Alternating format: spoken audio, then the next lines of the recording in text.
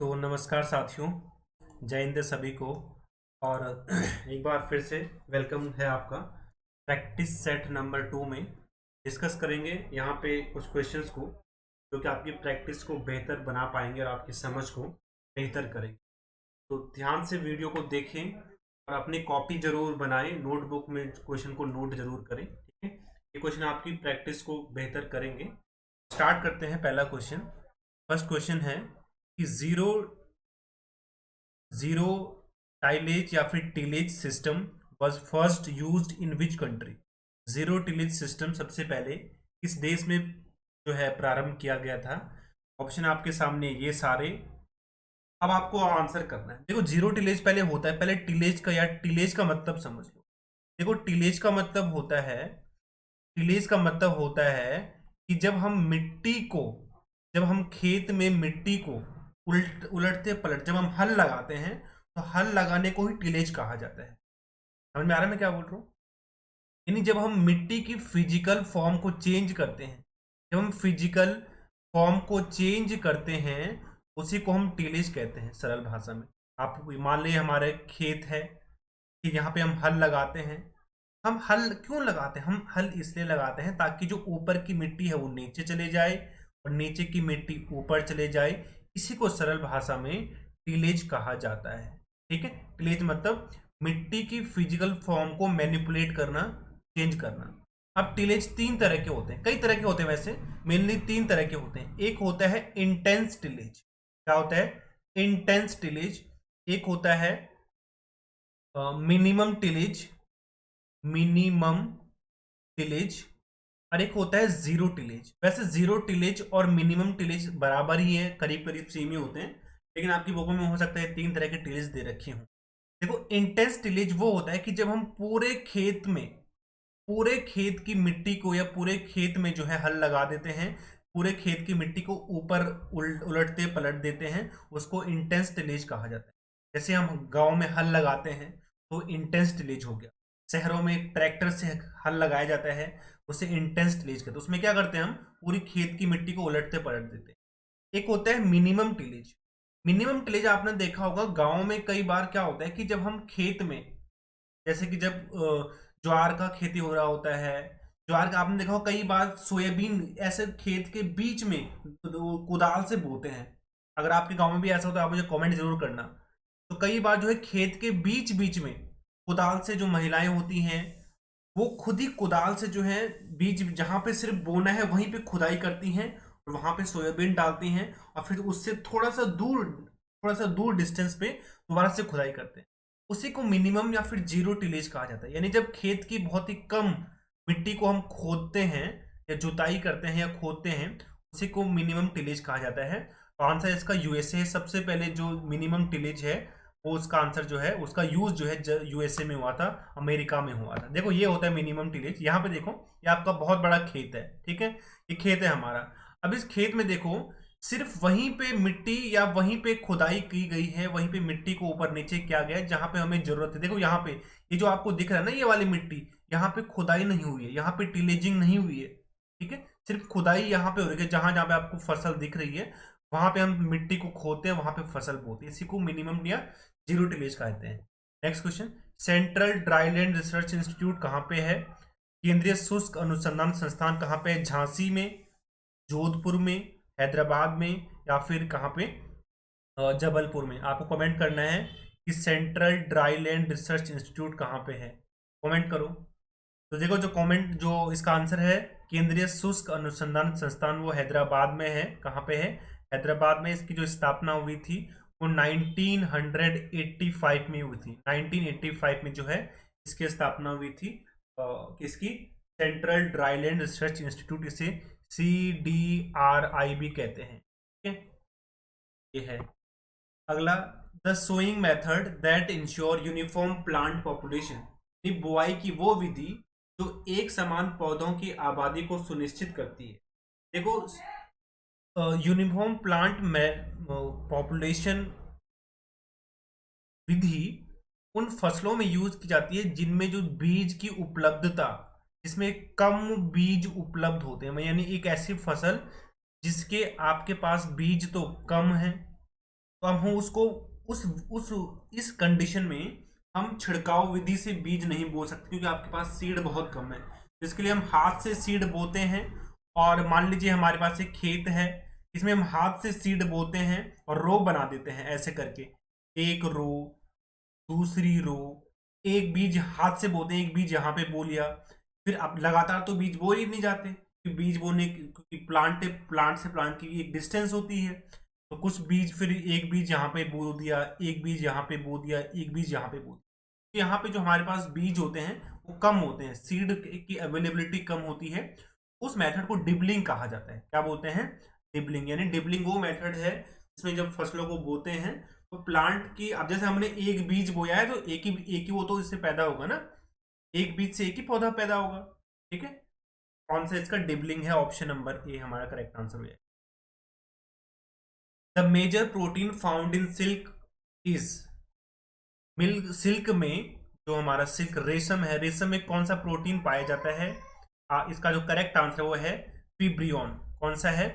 फिब्रियन जो है रेशम में पाया जाने वाला जो है एक प्रोटीन होता है। आपको पता है कि रेशम जो है हमें सिल्क इंसेक्ट से मिलता है। इसका जो बॉटनी का जो साइंटिफिक नेम है वो है क्या? Bombax mori. क्या है? बॉम्बैक्स मोरई इसका जो है साइंटिफिक नेम है, और सिल्क का जो है साइंटिफिक नेम बॉम्बैक्स मोरई है। और सिल्क में कौन सा प्रोटीन पाया जाता है? फिब्रियन प्रोटीन जो है सिल्क में पाया जाता है। National centre for integrated pest management is located at, एकीकृत कीट प्रबंधन संस्थान कहाँ पे स्थित है? नई दिल्ली में, उत्तर प्रदेश में, मध्य प्रदेश में, या महाराष्ट्र में? एमएच का मतलब महाराष्ट्र है। तो जो central integrated pest management institute है वो आपका स्थित है कहाँ पे? न्यू दिल्ली में। कहाँ पे? न्यू दिल्ली में स्थित है। और इसकी जो स्थापना हुई थी वो हुई थी 1988, 1988 में इसकी स्थापना हुई।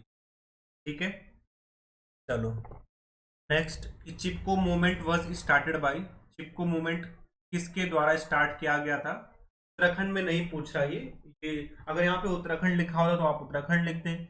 अब सिर्फ अगर इतना लिखा है कि चिपको मूवमेंट किसके द्वारा स्टार्ट किया गया था तो आप नेशनल लेवल पे देखेंगे। तो देखो, नेशनल लेवल पे जो चिपको मूवमेंट था वो राजस्थान में स्टार्ट किया गया था। वो स्टार्ट किया गया था अमृता देवी बिश्नोई के द्वारा। किसके द्वारा? अमृता देवी बिश्नोई, महिलाओं का एक ग्रुप था जिसको लीड अमृता देवी कर रही थी। उनके द्वारा सबसे पहले चिपको मूवमेंट स्टार्ट किया गया था। वहाँ पे जो महिलाएं थी, वहाँ पे जो सरकार, राजा महाराजा थे, राजा जब महाराजाओं के जमाने की बात आई तो उस वहाँ के जंगलों को काट रहे थे। वहाँ के जो लोग थे वो जंगलों पे डिपेंड थी, उनकी जो जिंदगी है। तो महिलाओं ने जो है उन पेड़ों को काटने से बचाने के लिए उन पेड़ों को गले लगा दिया, उन पे चिपक गए। इसीलिए इसको हग मूवमेंट भी कहा गया। हग मतलब गले लगना। और उत्तराखंड में भी ये बहुत ही फेमस हुआ 1970 के दशक में, 1970 के दशक में, जहाँ पे इसको लीड किया था सुंदरलाल बहुगुणा, गौरा देवी, चंडी प्रसाद भट्ट, इन लोगों ने जो है इसको लीड किया था। तो नेशनल लेवल पे इसका आंसर जो है अमृता देवी। अगर उत्तराखंड पूछता तो सुंदरलाल बहुगुणा होता है। वन महोत्सव इज रिलेटेड टू, वन महोत्सव किससे संबंधित है? वन महोत्सव प्रोटेक्टिंग ट्री, यानी पेड़ों को बचाने के लिए, पेड़ों को बचाने से संबंधित है, या फिर प्लांटिंग ट्री, पेड़ों को लगाने से संबंधित है, यानी प्लांट करना ट्री को, दोनों से, या फिर इनमें से कोई नहीं? इनमें से कोई नहीं। देखो, जो वन महोत्सव है हर साल भारतवर्ष में जो है जुलाई के पहले वीक में, जुलाई के पहले सप्ताह में, यानी 1 जुलाई से 7 जुलाई के बीच मनाया जाता है हर साल। और इस साल भी ये मनाया गया था 1 जुलाई से 7 जुलाई के बीच में। इसका जो मेन टारगेट होता है, मेन उद्देश्य होता है, वो होता है जो पेड़ होते हैं उनको प्रोटेक्ट करना और अधिक से अधिक पेड़ लगाना। ये इसका जो है मेन उद्देश्य होता है। तो ऑप्शन नंबर सी हमारा करेक्ट आंसर हो जाएगा, both A and B. Bitterness in bitter gourd is due to, जो करेला होता है उसमें जो कड़वापन होता है वो क्यों होता है? आपके ऑप्शन आपके सामने हैं। इसका जो करेक्ट आंसर है, जो करेले का जो कड़वापन है वो होता है मोमोर्डिसिन के कारण। किस कारण? मोमोर्डिसिन के कारण इस करेले का कड़वापन होता है। कैप्सिसिन जो है मिर्च में तीखापन, मिर्च का जो तीखापन होता है, मिर्च का जो तीखापन है वो कैप्सिसिन के कारण होता है। लेकिन यहाँ पे ये नहीं पूछा, हमें पूछा क्या है, हमें पूछा है करेले का कड़वा कारण। तो करेले का जो कड़वा कारण होता है, जो कड़वा होता है करेला, वो किसकी वजह से होता है, वो होता है ऑप्शन नंबर बी हमारा करेक्ट आंसर हो जाएगा। होमोडिसिन के कारण करेला जो है कड़वा होता है। और मिर्च का तीखापन किसकी वजह से होता है, कैप्सिसिन के कारण। ठीक है, next, an example of fungicide which is prepared fresh every time prior to its application. यानी वो कौन सा फंजीसाइड है, कवकनाशी है, जिसको उपयोग करने से पहले हमेशा फ्रेश बनाया जाता है, वो कौन सा है। देखो ऐसा इसलिए होता होगा क्योंकि अगर हम उससे पुराना यूज करेंगे तो हो सकता है उसमें कुछ कमियां होती हों, हो सकता है वो कुछ टॉक्सिक बन जाता हो। तो हमेशा जब भी एक ऐसा फंजीसाइड इनमें से इसको जब यूज किया जाता है तो हमेशा नया बनाया जाता है, फ्रेश बनाया जाता है। चाय हम जब बनाते हैं तो बासी चाय कम पीते हैं, हमेशा नई चाय बनाते हैं। तो वो है copper oxychloride, option number A. Copper oxychloride एक ऐसा फंजीसाइड है जिसको जब यूज किया जाता है तो हमेशा फ्रेश प्रिपेयर किया जाता है। Boron is required for plant, पौधों के लिए बोरोन की आवश्यकता क्यों होती है। आपके ऑप्शन है कोशिका विभाजन के लिए, पॉलन ट्यूब के ग्रोथ के लिए, बीज सेट और उपज में वृद्धि के लिए, नहीं प्रोडक्शन में वृद्धि के लिए, यील्ड प्रोडक्शन के लिए, यील्ड इंक्रीज के लिए। इसका जो करेक्ट आंसर है वो है ऑप्शन नंबर डी। बोरोन जो है कोशिका विभाजन भी करता है, जो पॉलन ट्यूब होती है उसको भी ग्रोथ करवाता है, और बीज सेट और उपज में वृद्धि भी करवाता है। तो ऑप्शन नंबर डी हमारा करेक्ट आंसर हो जाएगा, ऑल ऑफ ऑल एफ। ठीक है, next question, origin place of groundnut, मूंगफली का जो उत्पत्ति स्थान है वो कहाँ है। ब्राजील में है, अमेरिका में है, चाइना में है, इंडिया में है। तो इसका आपको मैंने बताया था कि जो उत्पत्ति स्थान है मूंगफली का वो ब्राजील में है। कहाँ पे है, ब्राजील में है। बॉटनिकल नेम क्या होता है मूंगफली का, आप मुझे कमेंट करो। मैंने मूंगफली वाली वीडियो बना रखी है, नहीं देखी है तो ऊपर यहाँ पे आई बटन में आपको लिंक मिलेगा, वहां पे मैं दे दूंगा। डिस्क्रिप्शन में आपको, हमने एग्रीकल्चर के कई सारी चैप्टर पूरे कर लिए हैं, नहीं देखे तो देख सकते। Next question, isohyets are the line joining the same, यानी आइसोहाइट्स किसकी लाइन को ज्वाइन करते हैं, एलिवेशन यानी ऊंचाई को, यानी जहां जिनकी ऊंचाई सेम होती है, रेनफॉल यानी वर्षा वाली जगह को, प्रेशर यानी दाब वाली जगह को, या फिर टेम्परेचर यानी ताप वाली जगह को। देखो जो मैप में, जब आप मैप देखते होंगे, अगर आपने ज्योग्राफी में मैप पढ़ा होगा, मैप में वो लाइन, वो जगह जहाँ पे समान वर्षा होती है, और उन जगहों को, उन प्लेस को जो लाइन मिलाती है, उस लाइन को हम आइसोहाइट्स बोलते हैं। क्या बोलते हैं, आइसोहाइट्स कहा जाता है उसको। आइसोहाइट्स उन जगह, उन लाइन को मिलाती है जहाँ पे वर्षा जो है सेम होती है, रेनफॉल सेम होती है। ठीक है, रेनफॉल सेम होती है, तो आंसर हमारा क्या हो जाएगा, ऑप्शन नंबर बी, यानी कि समान वर्षा वाले केंद्रों को मिलाने वाली जो रेखा होती है, जो लाइन होती है, आइसोहाइट्स कहते हैं। जबकि प्रेशर को मिलाने वाली जो रेखा होती है उसे आइसोबारिक कहते हैं, क्योंकि प्रेशर की यूनिट बार होती है। Bengal famine occurred in, Bengal में अकाल कब पड़ा था। बंगाल में आपको पता है बंगाल का अकाल बहुत ही फेमस है भारत में, करोड़ों अरबों लोगों की जान इसमें गई थी मरी से। ठीक है, बंगाल का जो अकाल है वो कब पड़ा था, आपके ऑप्शन आपके सामने है। 1943 में, 1980 में, 1850 में, या फिर 1919। बंगाल का जो अकाल है 1943 में, 1943 में पड़ा था, भारत के आज़ाद होने के 4 साल पहले। और ये पड़ा इसलिए था क्योंकि आपको पता है भारत में जो बंगाल है, पश्चिम बंगाल है, वो चावल का बहुत बड़ा उत्पादक देश है। ठीक है, तो चावल देश नहीं, सॉरी स्टेट, सबसे बड़ा स्टेट है चावल का। तो यहाँ पे चावल बहुत ज़्यादा होता है। भारत की आबादी जो है चावल के लिए अच्छी खासी निर्भर है बंगाल में, क्योंकि वहाँ पे जो गंगा का मैदान है, डेल्टा है, वहाँ पे काफ़ी ज़्यादा उपजाऊ भूमि है, तो वहाँ पे अच्छी खासी चावल होता है। तो 1943 में वहाँ पे चावल का प्रोडक्शन, चावल का उत्पादन बहुत ही कम हो गया, क्योंकि वहाँ पे जो चावल है, राइस है, उसमें एक बीमारी लग गई थी जिसे brown leaf spot of rice कहा जाता है। इसकी वजह से वहाँ पे चावल का उत्पादन बहुत ही कम हो गया, और जिसकी वजह से जो है उस साल जो है चावल का उत्पादन बहुत कम हुआ और बंगाल में अकाल पड़ा। ठीक है, 1943 हमारा करेक्ट आंसर हो जाएगा यहाँ। अगला क्वेश्चन, ICAR कब स्थापित किया गया था। Indian council of agriculture research, Indian council of agriculture research कब स्थापित किया गया था? 16 जुलाई 1929 को, 20 जुलाई 1929 को, 6 जुलाई 1929 को, या फिर 10 जुलाई 1929 का जो करेक्ट आंसर है वो है ऑप्शन नंबर ए, कि 16 जुलाई 1929 को ICAR Indian council of agriculture research की स्थापना की थी।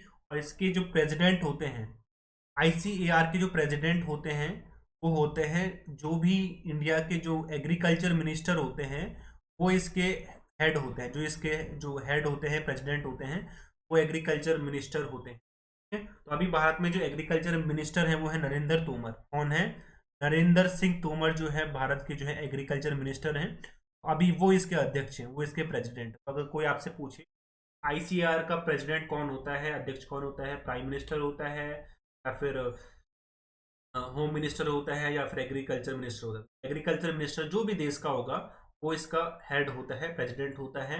और अभी वर्तमान में भारत के जो एग्रीकल्चर मिनिस्टर है वो नरेंद्र तोमर हैं, वही इसके जो हैं हेड भी हैं अभी। Indian institute of pulse research centre, Indian institute of pulse research, pulse का मतलब दाल, दालों के लिए राष्ट्रीय अनुसंधान संस्थान कहाँ पे है?